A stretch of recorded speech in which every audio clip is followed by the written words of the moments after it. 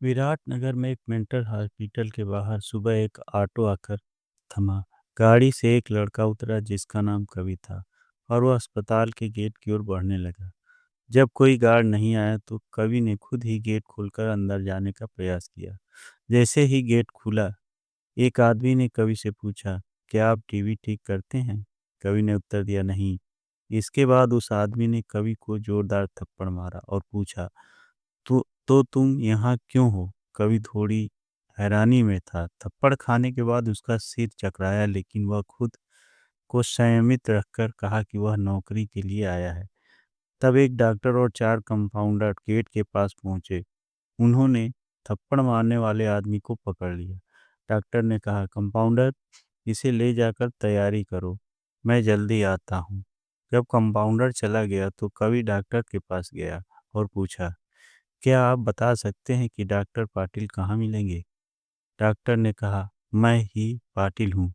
तुम जाओ, अपनी नौकरी का पत्र दफ्तर में जमा करो और फिर वहाँ से ड्रेस लेकर बगल के केबिन में आओ।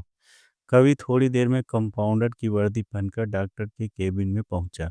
डॉक्टर ने बताया कि वह आदमी जिसे कवि गेट पर मिला था, वह पागल है।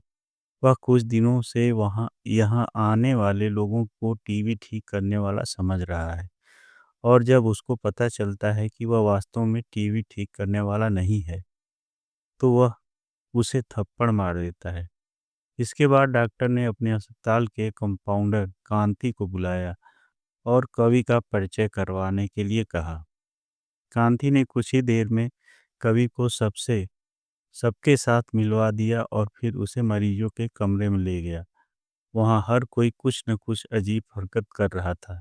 कोई दिल टूटने वाली शायरी सुना रहा था तो कोई फिल्मी संगीत गाते हुए डायलॉग मार रहा था।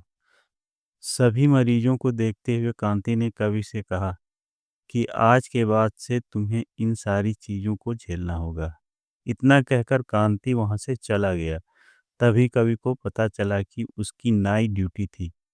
दिन के समय आराम करने के बाद कवि रात को मरीजों की देखभाल करने लगा। जैसे ही रात के 12 बजे सभी का चेहरा डर से पीला पड़ गया। हल्ला करने वाले मरीज भी चुपचाप से एक कोने में बैठ गए। यह देखकर कवि को बड़ा अजीब लगा। उसने डॉक्टर से पूछा, आखिर ये सब क्या हो रहा है? सब लोग इतना डर क्यों रहे हैं? डॉक्टर ने उत्तर दिया, इस अस्पताल में 12 बजे के बाद भूत घूमते हैं।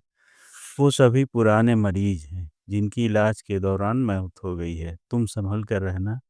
कवि को भूतों पर विश्वास नहीं था। उसने डॉक्टर की बात को हंसी में टाल दिया और अपना काम करने लगा। उसी रात कवि अकेले बाथरूम जा रहा था जब उसे लगा कि कोई उसके पीछे है।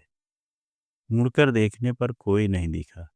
कुछ देर बाद उसे फिर ऐसा ही महसूस हुआ।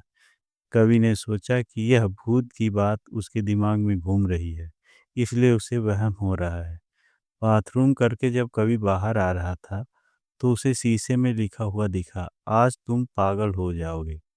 कवि को लगा कोई उसके साथ मजाक कर रहा है, इसलिए उसने इस बात पर गौर नहीं किया और अपने काम पर लग गया।